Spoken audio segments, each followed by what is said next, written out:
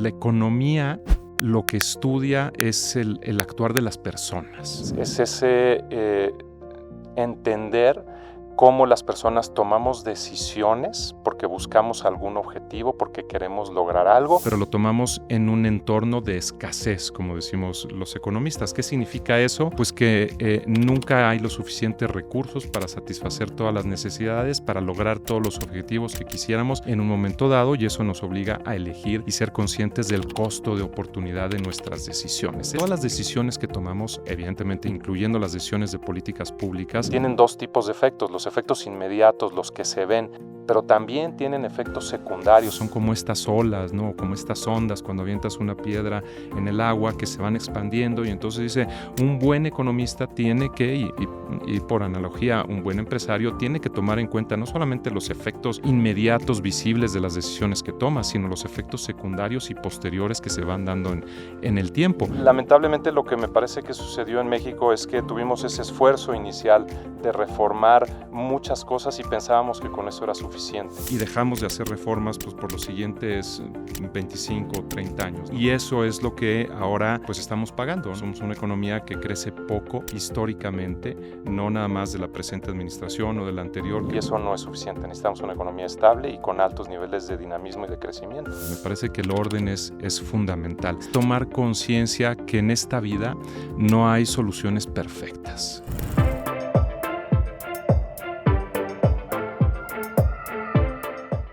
Bienvenidos al Playbook del Empresario, el podcast del IPADE. Todos los días cientos de empresarios recorren las aulas, los pasillos, los jardines del IPADE con la intención de perfeccionarse, de ser mejores para que sus organizaciones crezcan, sean rentables y que esas empresas transformen la sociedad. La idea de este podcast es escuchar esas historias, muchas de ellas inspiradoras, con éxitos, baches, recuperación, resiliencia, que nos deben ayudar para aprender de estos casos vivos.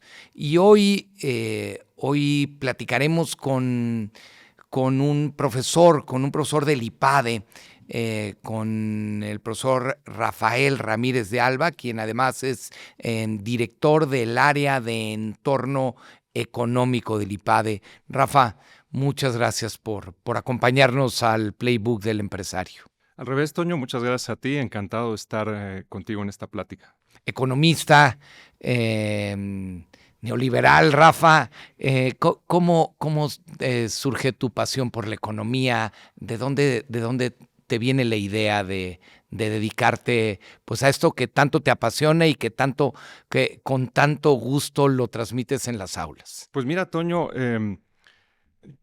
fíjate que el momento en el que yo decido estudiar economía, cuando estaba pues terminando la preparatoria, era un momento complicado en México, ¿no?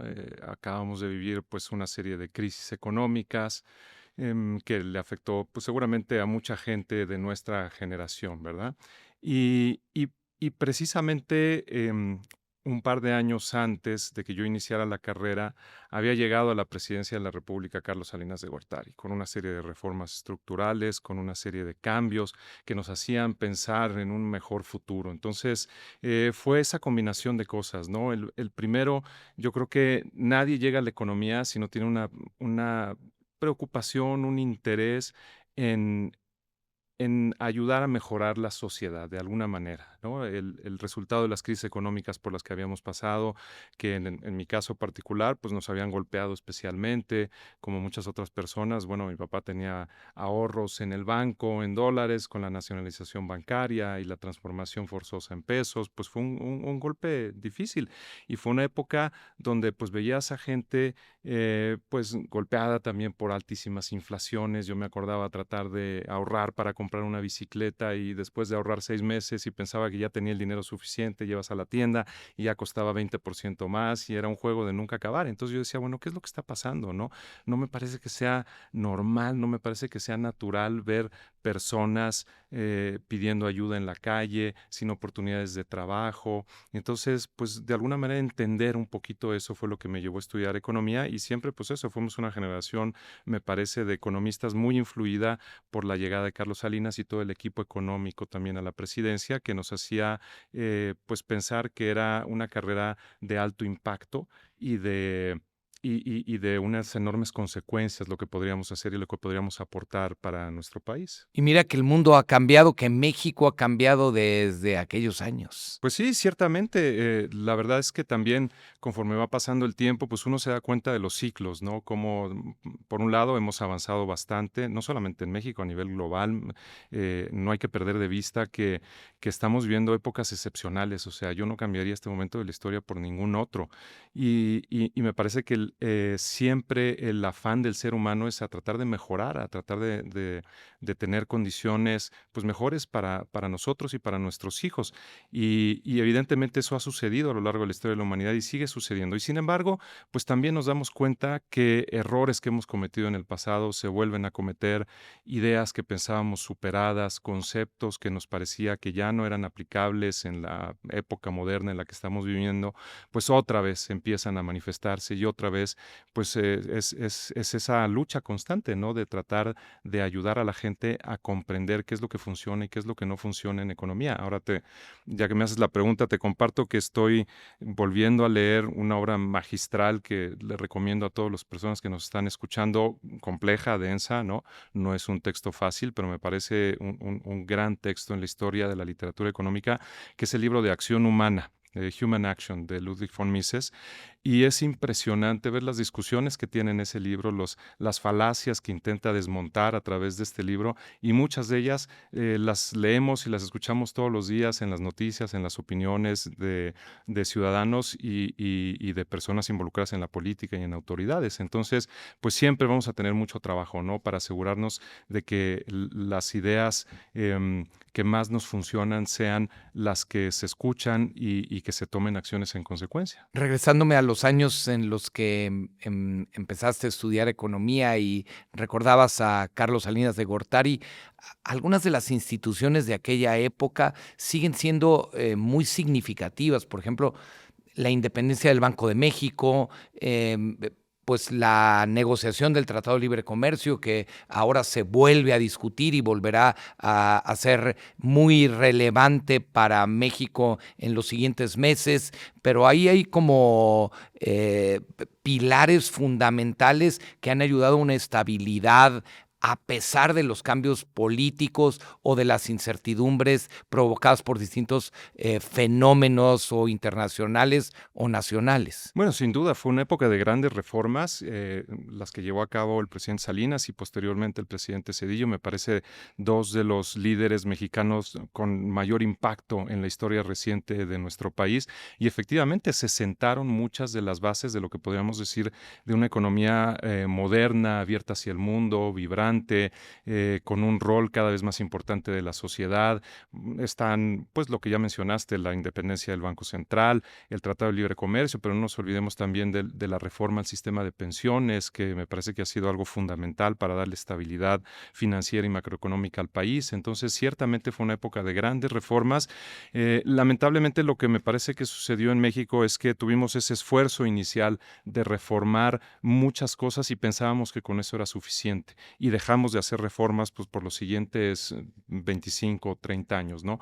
Y eso es lo que ahora pues estamos pagando, ¿no? Somos una economía que crece poco históricamente, no nada más de la presente administración o de la anterior, crecemos muy poco, entonces tenemos una economía muy estable, pero que crece poco, y eso no es suficiente. Necesitamos una economía estable y con altos niveles de dinamismo y de crecimiento. Regresando a tu historia, Rafa, después de estudiar economía, te vas a Nueva York, estudias un MBA en Columbia Business School, vives un tiempo en Manhattan. ¿Qué nos cuentas de aquella época, de tu experiencia como un joven economista en Nueva York? Bueno, eso es muy interesante, Toño, porque Vamos a ver, yo estudié efectivamente la carrera de economía en la Panamericana, la institución que yo quiero muchísimo.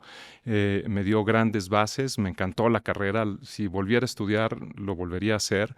Y sin embargo, em, saliendo de la universidad, yo empecé a trabajar en Banco de México, pero estuve en temas más bien de diseño de mercados, no específicamente del mercado hipotecario. Se hicieron algunas reformas ahí interesantes para la creación del mercado secundario de hipotecas en México. Y tuve la fortuna de trabajar con personas brillantes, muchos asesores, banqueros que estaban apoyando al Banco de México en ese proceso. Y es entonces cuando yo decido irme, digamos, por un lado un poco más práctico, ¿no? Y entonces decido estudiar un MBA. Yo estudié un MBA en Columbia, como bien lo mencionas, y luego me dediqué pues más bien al mundo, digamos, de las finanzas, de la banca y de las finanzas. Entonces, pues fue una época maravillosa. Yo te puedo platicar que, bueno, Columbia para mí era también, bueno, es una institución a la cual le agradezco muchísimo. Mm, yo lo que quería era, después de haber estudiado la carrera, ir a trabajar a Wall Street. Yo quería ser banquero, estaba muy ilusionado, yo me quería ir a vivir a Nueva York, entonces Columbia era como el lugar natural para La hacerlo. meca de los financieros. Exactamente, ¿no? Entonces, pues una gran experiencia, una gran universidad, una gran escuela de negocios, Columbia. También algo que para mí era muy importante era tener esa experiencia internacional, ese conocer otras culturas, otras maneras de pensar, que me parece que también es sumamente formativo, ¿no? Porque muchas veces podemos caer en el error de cerrarnos en nuestro pequeño círculo, en hablar nada más con personas que piensan como nosotros, sin eso, tener esa apertura para entender y comprender a otras personas. Me parece que eso es clave para la convivencia. Y Nueva York es un mundo plural donde encuentras todo tipo de gente, culturas, una ciudad acelerada, Rafa. Sin duda, una pluralidad muy interesante de culturas, de puntos de vista, pero al mismo tiempo me parece que algo que caracteriza a la gente, bueno, que va a Colombia y que va a vivir a la ciudad de Nueva York es también esas ganas, esa hambre, ¿no? Ese buscar estar entre los mejores, tener impacto. O sea, para mí el MBA no creas que fue fácil, fue una transición complicada, fue difícil, no muy distinta, me imagino, que la que pasan nuestros participantes en el programa del MEDE, porque claro, es una manera muy distinta de aprender, es una manera muy distinta de entender la vida y los negocios, el método del caso, ¿no? Que es el que usamos en el IPADE. Pues bueno, yo lo conocí estando en Colombia y para mí fue un periodo de ajuste muy, muy importante, además del ajuste personal, porque yo precisamente me acababa de casar. Tuve la fortuna de conocer a mi esposa, casarnos, nos fuimos para allá y empezar una familia también en ese contexto, pues fue una aventura maravillosa, de muchos retos, pero algo que no cambiaría por nada. Y te tocó, viviendo en Nueva York, el ataque a las Torres Gemelas, Rafa. ¿Qué recuerdas de aquella vivencia? ¿Estabas en Nueva York cuando sucede el ataque? Sí, efectivamente. O sea, yo terminé la maestría, digamos, en el año 2000, estuve del 98 al 2000, una época además, déjame comentarlo, de la ciudad de Nueva York espectacular.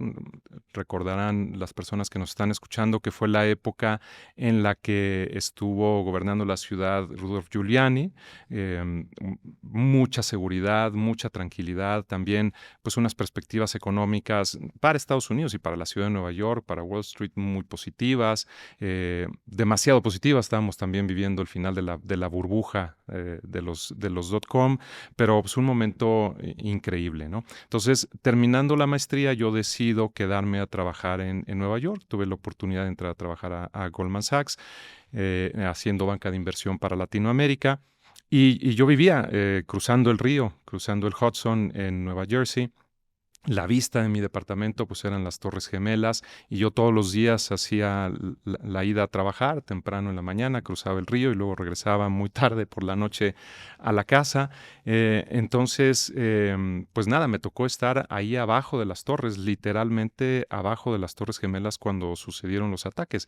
Y fue también un momento pues en primer lugar, de mucha incertidumbre, porque no sabíamos qué era lo que estaba pasando.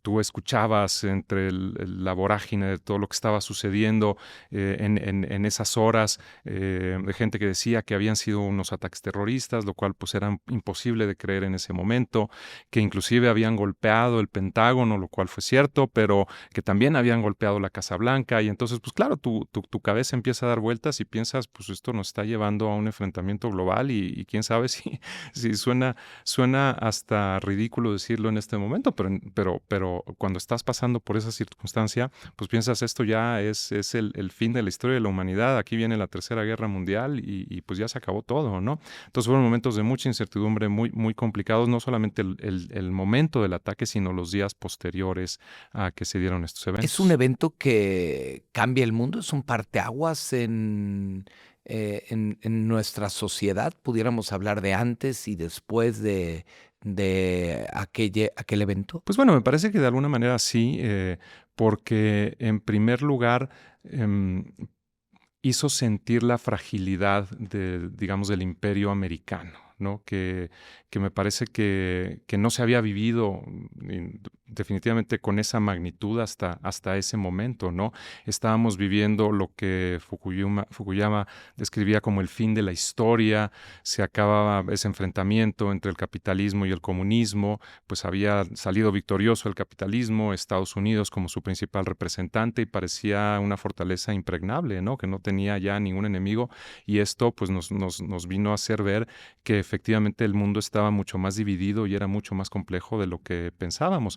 Y eso no nada más a nivel global, me parece que también, y esto a veces no lo pensamos tanto, pero para México fue algo especialmente desafortunado, ¿no? Porque me parece que después de todas las reformas, lo que platicamos que se hizo en la época de Salinas y Zedillo, también la atención de los Estados Unidos estaba dirigiendo hacia México, se estaba construyendo esta gran área de libre comercio de América del Norte, una mayor integración, etcétera, con mucha ilusión, con muchas esperanzas, y los ataques lo que hicieron fue para Estados Unidos el desviar la mirada y el voltear a ver otras prioridades y otros temas y olvidarse un poco de la relación con México, que pues es desde muchos puntos de vista una de las más importantes, si no es que la más importante para Estados Unidos, pero eso pierde foco precisamente en respuesta a los ataques de ese día. ¿Y a ti influyó ese evento, esa serie de eventos en decisiones personales? Tú pues estabas viviendo un sueño, eras ya graduado de una de los mejores MBAs del mundo, tenías un trabajo privilegiado, banca de inversión, Goldman Sachs, pues en el corazón del mundo financiero. ¿Qué pasa por la mente de esta familia de dos jóvenes mexicanos que están encontrándose en esos momentos de juventud, de inicio de matrimonio, de familia, de construir pues muchas cosas? ¿Qué va pasando en la mente de Rafa? Pues mira, como todos los jóvenes, pues vas tomando las decisiones un día a la vez, ¿no? La idea de ir a Estados Unidos, de estudiar en una, pues como dices, una de las mejores escuelas de negocio del mundo, tener un buen trabajo en la ciudad de Nueva York, pues nada, es lo que haces, es lo que estás en tu día a día, aunque siempre pues es esa posibilidad de regresar a México y también tener un impacto en la sociedad, en la familia, en México, pues siempre te llama, ¿no? Pero bueno, pues como bien dices, estás en el día a día, te está yendo bien y no te planteas en qué momento tienes que tomar decisiones distintas. Y este tipo de cosas, pues ciertamente son como esas llamadas de atención, ¿no? De decir, bueno, pues es el momento de replantearse, ¿es lo que yo quiero hacer para el resto de mi vida o no? Y estoy en el lugar en el que quiero estar o no. Y como familia es que decidimos, bueno, pues para nosotros lo más importante es precisamente esa unión familiar, la familia nuclear y la familia extendida, y nos pareció que pues era un buen momento para regresar a México, entonces ciertamente volvió a poner sobre la mesa esa decisión, y en ese momento fue que decidimos regresar a México por esa y por otras serie de circunstancias personales. Trabajas un tiempo en GE en temas de real estate, sigues en el mundo de las finanzas. ¿Cómo es el regreso a México, el llegar a una empresa pues global, pero desde México, en otra parte del mundo de la economía. Bueno, fue una gran experiencia. También yo he tenido la fortuna de trabajar en lugares extraordinarios que me han dejado mucho, donde he aprendido mucho. Y ciertamente, bueno, Goldman Sachs fue uno de ellos, General Electric fue otro, una gran empresa también. Sí, pues haciendo cosas un poco distintas, porque el mundo de las finanzas es muy amplio y una cosa es estar haciendo banca de inversión y dedicarte a fusiones, adquisiciones, a emisiones, etcétera. Y otra cosa es dedicarte un poco más a banca comercial, que es lo que yo regreso a hacer a México. En General Electric entro al área del negocio hipotecario, específicamente, pues eso, en el negocio de banca de consumo. Y fue una experiencia muy bonita porque era trabajar en una empresa multinacional, muy estructurada, donde se hacen muy bien las cosas, con muchos procesos, muy profesional, con una actuación muy ética también. Eso me parece importante resaltarlo. El tema de la ética y el compliance siempre han sido, pues, fundamentales para este tipo de empresas. Pero es un negocio distinto. Ahora, estás en una multinacional, pero en México apenas acababan de comprar un negocio hipotecario. Entonces, de alguna manera también era construir algo, no era llegar a un lugar pues ya totalmente establecido, donde simplemente pues era cuidar el status quo y seguir haciendo las cosas bien como se habían hecho hasta ese momento, sino hacer las cosas de cero, ¿no? Entonces teníamos también Como un poco una de enorme... emprendedor. Un poco de emprendedor, no sé si iría a ese extremo, pues sobre todo por el respeto que yo tengo a las personas que son emprendedoras, pero tenías esa combinación, o sea, era un lugar muy estructurado con la fortaleza de una empresa muy sólida, pero al mismo tiempo en un negocio creciente, donde lo que sí, pues te daban muchas oportunidades y una enorme libertad, ¿no? De decir, bueno, pues aquí está, se compró este negocio y el chiste es crecerlo 5, 10, 20 veces, pues a ver ustedes en México qué es lo que van a hacer. Entonces, a mí esa parte como de ejercicio de creatividad empresarial me encantó. ¿Y cómo das el salto? ¿Cómo descubres la vocación por la academia? ¿Cómo llegas al IPADE, Rafa? Bueno, Antonio, no fue un descubrimiento. Yo te diría que eso es algo que siempre me ha gustado muchísimo. Dentro de mis primeros trabajos, cuando yo estaba todavía estudiando en la universidad, yo fui profesor de primaria, un profesor de primaria en el Centro Escolar Cedros, que fue la escuela, bueno, mi alma mater, donde yo estudié la primaria, la secundaria. Surge la oportunidad y estuve trabajando de profesor de inglés en quinto de primaria, una experiencia divertidísima. Claro, no era eso a lo que me iba a dedicar el resto de mi vida, pero desde entonces me di cuenta que a mí este tema de dar clases me gustaba muchísimo. Posteriormente, ya hacia finales de la universidad y trabajando en Banco de México, yo daba algunas materias, tuve la oportunidad de dar Historia del Pensamiento Económico en la Facultad de Derecho de la Panamericana, también algunos cursos de finanzas en la Escuela de Administración. Entonces era algo que a mí siempre me había gustado. Yo te conocí, probablemente no te acuerdas, pero había un programa para matrimonios LAR que tú dabas algunas sesiones y el día que te conocí nos diste a Paloma y a mí en ese programa y desde entonces, bueno, descubrí pues lo bueno que eras o las reflexiones profundas que provocas en las personas que tenemos la suerte de dialogar contigo y aunque muy distinto hablar de temas matrimoniales que de temas de economía, ¿no? Te agradezco mucho y sí, efectivamente son unos cursos extraordinarios en los que hemos tenido la oportunidad de participar, porque para mí, te digo, de lo más importante que puede haber es el tema familiar y me parece que tener familias fuertes es fundamental para la sociedad, entonces hemos participado en eso, pero sí, efectivamente era parte de ese aspecto como vocacional, ¿no? Dedicarte a la docencia y a la enseñanza y fue precisamente la conexión con un amigo muy querido, con el doctor Roberto Manríquez, que, bueno, pues éramos no de la misma generación, pero estudiamos la carrera, más o menos somos contemporáneos en la Panamericana. Él trabajó en el IPADE, empezó a trabajar en el IPADE desde muy pronto en su carrera y era en ese momento el director del área de economía. Y entonces él fue el que me busca y me dice, oye, pues yo hemos estado en contacto, yo sé que a ti te gusta este tema de la docencia, la investigación, etcétera, tienes esta inquietud, sé, ¿por qué no te planteas el venir a colaborar en el IPADE, ¿no? Y la historia, pues como la de otros profesores acá, fue esa, ¿no? Empezar como profesor invitado, parece que las cosas fueron razonablemente bien, hasta que pues después de algunos meses Roberto me hizo el planteamiento de considerar ese pues cambio de carrera para incorporarme al IPADE ya de tiempo completo, y te voy a decir que es una decisión que en su momento, pues como muchas otras decisiones trascendentales de carrera, pues no fue fácil, pero que no he dado vuelta atrás. O sea, realmente me parece que fue una decisión extraordinaria. Y yo estaba muy feliz, ¿no? En el tiempo que llevo en el IPADE, ya casi 14 años. ¿Por qué un empresario tiene que entender de economía? ¿En qué influye?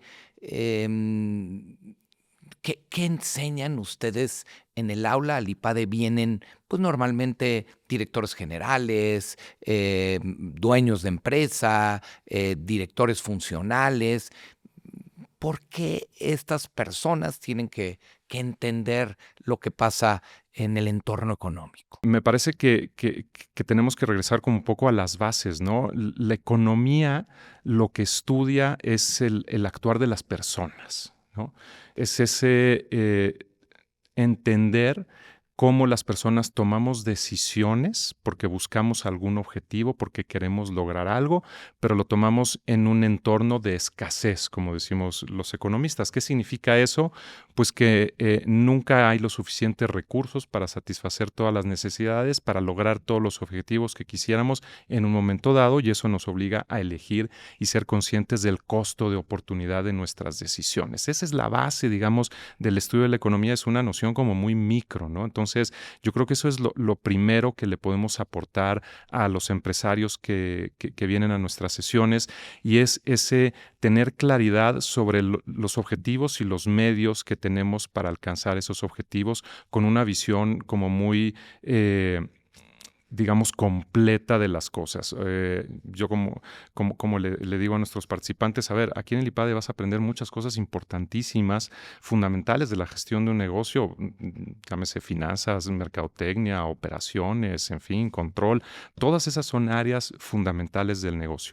Pero un poquito la visión de economía es tener esa visión completa, de decir, bueno, cómo encajan todos estos diferentes pedazos en el logro de los objetivos empresariales que yo quiero conseguir, y cuál es la mejor manera de utilizar las piezas y los elementos que yo tengo, y cómo creo algunos nuevos para lograr esos objetivos. Entonces, esos conceptos fundamentales, digamos, de microeconomía, me parece que son sumamente útiles para los empresarios.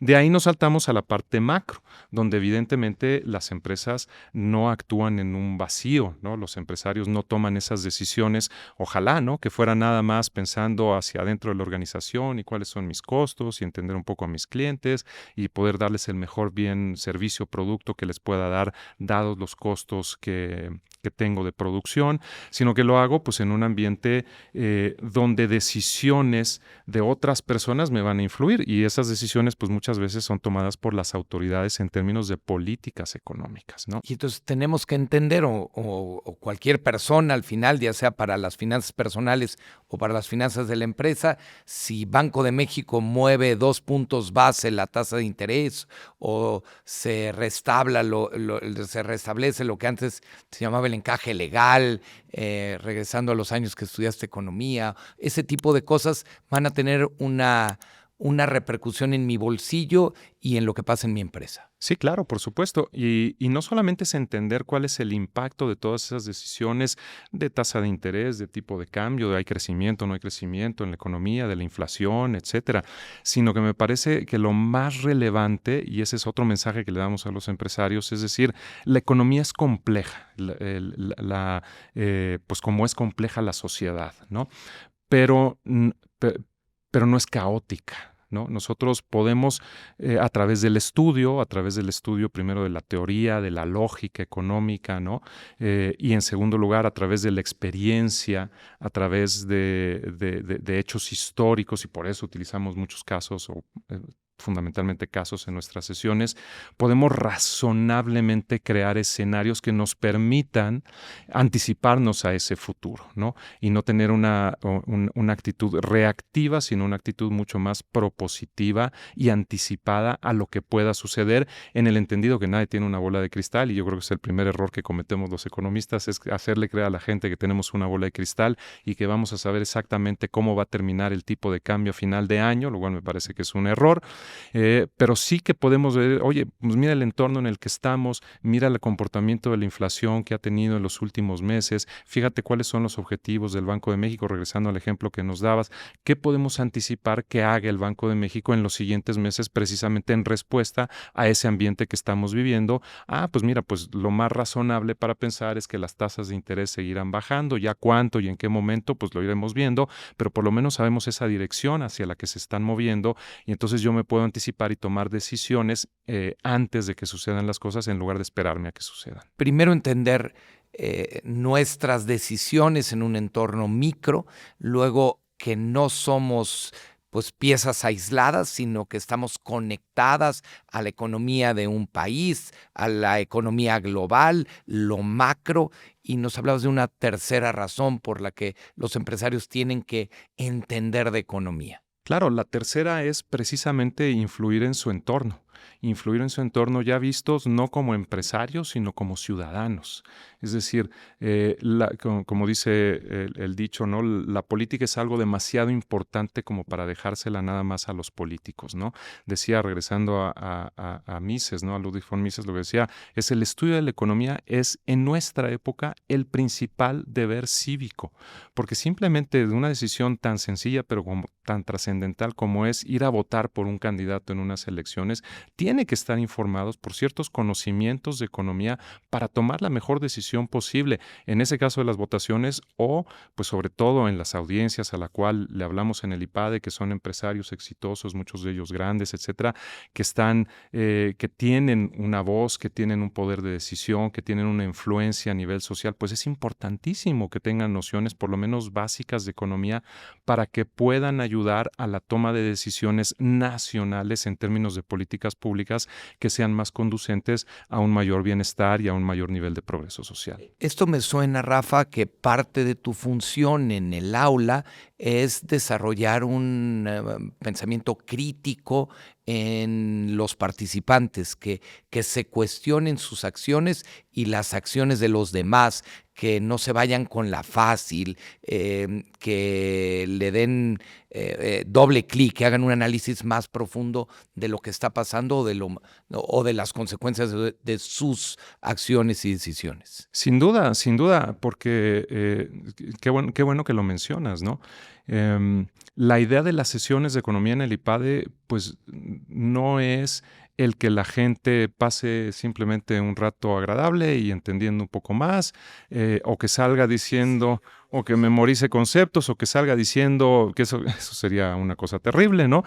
Oye, pues ese profesor sabe mucho, pero pues yo no entendí nada. Me quedé igual de cómo entré, ¿no? Hay que cuestionar las cosas, no dejarnos llevar. Hombre, siempre hay que escuchar puntos de vista, especialmente puntos de vista informados, etcétera, pero no depender nada más de expertos para que nos digan cómo debemos de pensar, sino nosotros tomar un punto de vista acerca de lo que está sucediendo. Y aquí, pues, me vienen a la mente dos frases, ¿no? Por un lado, Bastiat, que es un economista francés del siglo XVIII, imagínate, pues ya lo decía, ¿no? Todas las decisiones que tomamos, evidentemente incluyendo las decisiones de políticas públicas, tienen dos tipos de efectos: los efectos inmediatos, los que se ven, pero también tienen efectos secundarios, son como estas olas, ¿no? Como estas ondas cuando avientas una piedra en el agua que se van expandiendo, y entonces dice, un buen economista tiene que, y por analogía, un buen empresario tiene que tomar en cuenta no solamente los efectos inmediatos, visibles de las decisiones que toma, sino los efectos secundarios y posteriores que se van dando en el tiempo. Y decía Bastiat, un buen economista además se da cuenta que normalmente cuando el efecto inmediato es positivo, las consecuencias posteriores son negativas. Y al revés, cuando las consecuencias primeras, inmediatas, se pueden considerar malas o negativas, eso será seguido por un gran bien en el futuro. Como si me tomo una medicina que de entrada me sabe amargo, luego me va a generar un bienestar físico. Exacto, o si quiero tener buena salud, entonces tengo que hacer deporte, lo cual significa pues muchas veces tener disciplina y levantarme tempranito en la mañana para salir a correr, y eso me cuesta trabajo, es difícil, pero si lo hago con constancia, pues eso eventualmente me llevará a tener una mejor salud, ¿no? Entonces ese conocimiento, ese concepto de las cosas me parece sumamente importante. Y por otro lado, otra cita, esta es de Milton Friedman. Milton Friedman solía decir que a las políticas públicas había que juzgarlas por las consecuencias, no por los deseos o lo que se piensa que se quiere lograr, ¿no? Como yo le digo a los participantes, a ver, díganme ustedes alguna autoridad que gane una elección diciendo que va a empobrecer a la gente, que va a aumentar la inflación, que va a hacer las cosas más difíciles. Todo el mundo tiene buenas intenciones. Todo el mundo dice que va a mejorar las condiciones, que va a mejorar las oportunidades, que va a haber más crecimiento, que va a haber más prosperidad, etcétera. La pregunta es cómo lo propone hacer, ¿no? Y entonces, pues ahí es donde tiene que entrar nuestro análisis y nuestra visión crítica. Es decir, pues podemos estar de acuerdo en los objetivos, pero hay mucho que discutir acerca de los medios que vas a poner para lograr esos objetivos. Y como les digo en las sesiones, cada vez que hay unas elecciones, pues no podemos simplemente tomar decisiones por quién votar pensando, mira, ya le dimos oportunidades a los de un partido, luego vinieron los de otro, pues ahora vamos a darle a este tercero, porque pues quien quite igual nos va bien y hay que apoyar al presidente porque pues hay que estar todos unidos, etcétera, y no hay que criticar. Pues no, hay que tomar un punto de vista y decir las cosas como son y saber que las decisiones tienen consecuencias y que esas consecuencias razonablemente se pueden anticipar, insisto, a través de la teoría, el estudio de la teoría, la lógica y la experiencia y la historia. ¿Cómo vives el aula, Rafa? ¿Lo disfrutas? ¿Disfrutas estos cuestionamientos, estos debates que se dan con los participantes de los distintos programas? Bueno, a mí me encanta y me parece que el método que seguimos aquí en el IPADE pues ayuda muchísimo, ¿no? O sea, normalmente y sobre todo tratándose en temas de economía, sobre todo en temas de macroeconomía, la postura de inicio cuando arrancas los programas es un poquito, bueno, a ver qué me viene a decir, ¿no? A ver qué me viene a contar, a ver, vengo a aprender. Y yo lo que trato de hacer y los profesores del área lo que intentamos hacer es generar ese debate, generar un debate informado, ciertamente, o sea, para eso es necesario estudiar, hay que prepararse, hay que, bueno, tenemos ciertas partes en la sesión donde damos conceptos, digamos, de teoría, ¿no? Mini lectures, etcétera, pero al final del día lo más rico es esa conversación y esa toma de posturas, entonces es algo que yo disfruto muchísimo. Rafa, y además de economista, te has apasionado por la tecnología, por la transformación digital, fuiste de los primeros académicos en México que estudiaste el blockchain y muchas de estas cosas que han venido influyendo en los cambios. ¿Qué tiene que ver la tecnología con la economía y las cosas que estudias de transformación digital con tu responsabilidad de director del área de entorno económico? Bueno, tiene que ver muchísimo, Toño. Yo creo que desde esos dos puntos de vista que planteábamos en nuestra plática. Primero, ciertamente la tecnología es algo que está cambiando rápidamente y que está teniendo cada vez mayor impacto, ¿no? Y eso sin hacer a un lado que tecnología tenemos desde hace mucho tiempo, ¿no? O sea, desde que el hombre puso un pie en la tierra, pues el hombre intenta modificar su medio ambiente y eso es tecnología a través del uso de herramientas, eso es tecnología. Pero ciertamente las tecnologías digitales están avanzando muy rápidamente y están teniendo un enorme impacto. Entonces, una de las cosas que a mí me interesa es decir, parto de una frase que decía otro economista famoso, Robert Solow, desde los 80s, ¿no? Que decía, oye, pues yo veo este tema de las computadoras, imagínate en ese momento, las computadoras lo veo en todos lados menos en las cifras de productividad, ¿no? Y entre paréntesis me parece que el crecer en la productividad es lo que nos lleva al mayor bienestar y al mayor desarrollo económico. Y esa productividad tiene que venir de las empresas, de los empresarios. Entonces, para mí el uso de la tecnología es algo fundamental para permitirnos ser mucho más productivos y para crear mucho más valor para nuestros clientes. Pero una pregunta fundamental es decir, bueno, existiendo esa tecnología, todo el mundo habla de ella y es algo que estamos viviendo continuamente. ¿Por qué cuesta tanto trabajo incorporarla en nuestro día a día en la empresa, ¿no? Entonces, ¿cuáles son esas barreras a la adopción de la tecnología que nos permitan ser más productivos y crear mayor valor? Pues es un tema muy natural para alguien que tiene una formación de economista, ¿no? Por un lado.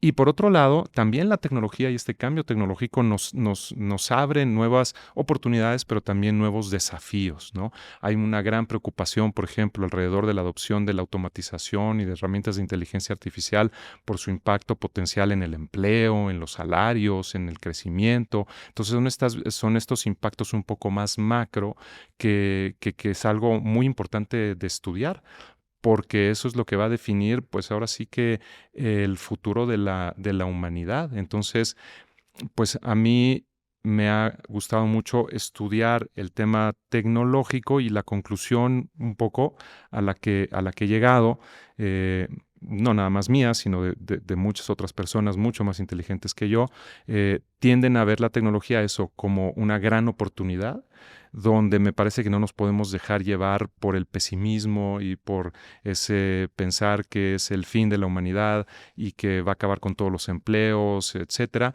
sino como algo que nos puede ayudar muchísimo y que el mayor riesgo no consiste en lo que pueda ocasionar, sino el mayor riesgo es darle la espalda y no adoptar estas nuevas tecnologías de una manera inteligente, de una manera prudente, como decía al principio, pero me parece que es la manera natural con la cual iremos generando progreso como humanidad y particularmente en nuestro país. Te escuchaba en alguna ocasión una frase que me ha hecho que la sigo reflexionando. Decías que la tecnología es algo sumamente humano. ¿Puedes contarnos, profundizar por qué parte del humanismo tiene que ver con la tecnología? Tiene que ver con lo que mencionaba hace un momento. Es decir, el hombre con esta capacidad, o el ser humano, ¿no? Con esta capacidad que tenemos de conocer nuestro entorno y esta impulso a mejorar nuestras condiciones de vida y no estar sujetos nada más a los vaivenes de la naturaleza, pues es lo que nos lleva a crear, ¿no? Si lo quieres ver desde un punto de vista inclusive hasta teológico, ¿no? Dios le da al hombre esa capacidad de ser co-creadores. Los relatos fundamentales, por ejemplo, del cristianismo, ¿no? En la Biblia, de lo que hablan es de que Dios crea al hombre y lo pone en la tierra para trabajar, es decir, el trabajo, la creatividad, la innovación no es una cosa, no es un castigo, sino que es parte del plan de Dios y de la naturaleza humana. Entonces, pues eso lo tenemos embebido, lo tenemos dentro de nuestra propia naturaleza. Entonces, insisto, desde que el hombre o el ser humano estaba en las cavernas y sentía frío y entonces se dieron cuenta que frotando una piedra con otra podía generar fuego, pues eso ya es tecnología, ¿no? Entonces, la tecnología es cómo le hago para crear herramientas que me permitan tener mejores condiciones de vida. Y esa es la historia del progreso de la humanidad desde el principio. Y en tu faceta de humanista, pero también de estudioso, vas tratando de armonizar pues la técnica de la economía con la propia parte social de la misma economía, con tus valores humanos. Sí, claro, yo creo que eso no lo podemos perder de vista, ¿no? Al final de cuentas, como economista, pues de entrada es eso, ¿no? Lo que te mencionaba. Para mí la concepción de la economía no son números, no son cifras, nada más. No es el dinero, siendo que el dinero es muy importante y no estoy en contra de ninguna manera del dinero, pero la economía no es eso nada más. La economía es comprender mejor al ser humano dentro de una de sus facetas, esa toma de decisiones que hay que complementar. Decía Hayek, Friedrich Hayek, otro gran economista, que una persona que solamente supiera de economía a él le daba mucho miedo, ¿no? porque claro, hay que tomar en cuenta en cualquier decisión no solamente el qué quiero lograr y qué instrumentos o qué medios tengo para lograrlo, sino también como personas nos tenemos que preguntar, bueno, ¿y eso que quiero hacer es bueno o malo?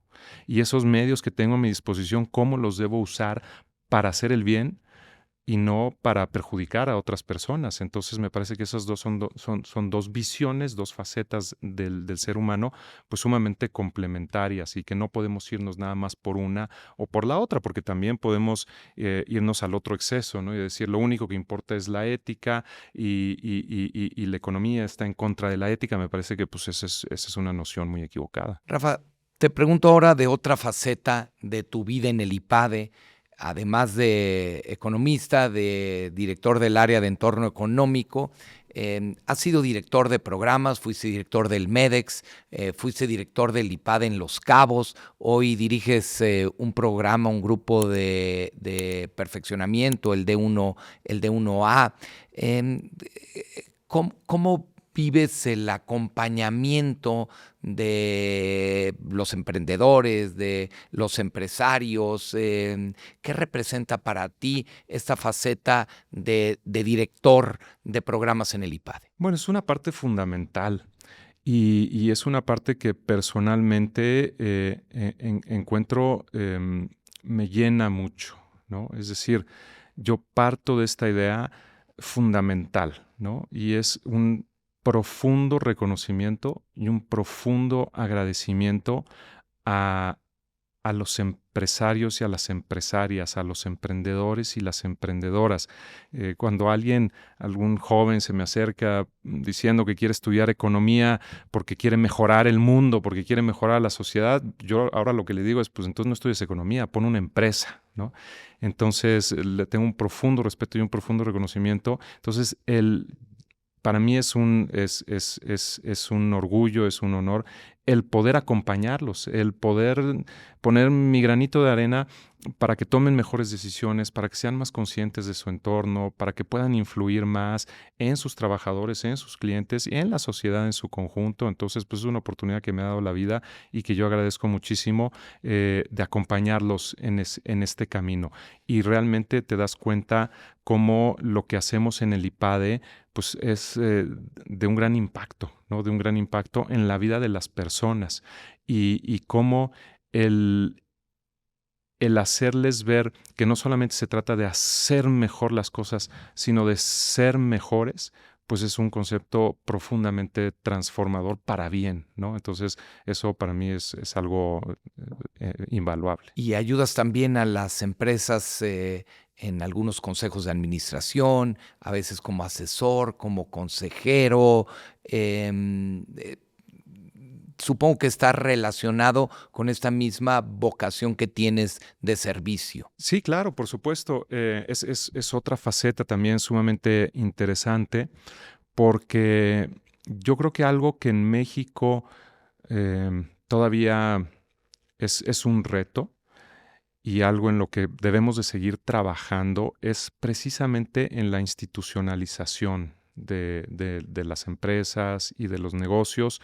Yo tuve la fortuna de, pues eso, como te platicaba, de trabajar en empresas, pues con muchos procesos, muy estructuradas, muy bien manejadas, ¿no? Y creo que eso es algo, la adopción de esos procesos y de esas estructuras le puede ayudar muchísimo a los empresarios en México a lograr sus objetivos. Y dentro de esa estructuración y dentro de esa ordenamiento de sus actividades, el tema de la institucionalización, pues me parece fundamental. Entonces, ¿qué mejor lugar que a través de un consejo, a través de algún proyecto de consultoría, poderle ayudar a las empresas a que sean mucho más institucionales, mucho más organizadas y mucho más eficientes en lo que hacen, pues al final del día, pues eso, ¿no? Para hacerlas sostenibles, para hacerlas rentables y para hacerlas escalables. Creo que ahí hay un panorama amplísimo de trabajo para todos los que estamos metidos en esto. Déjame regresar a ti, Rafa,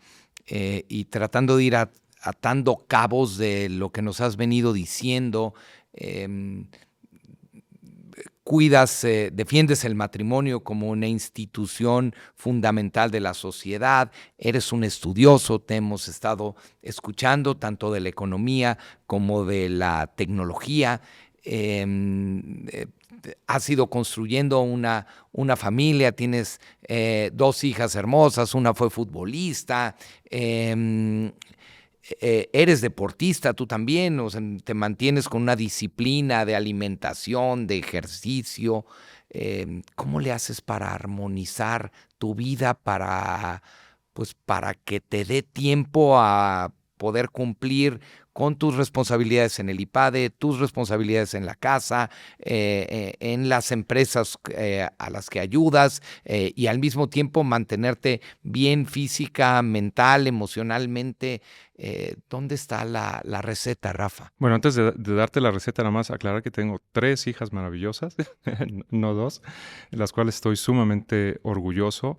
Y bueno, a ver, yo creo que es muy importante en la vida tener como claridad de qué es lo que es importante para ti, ¿no?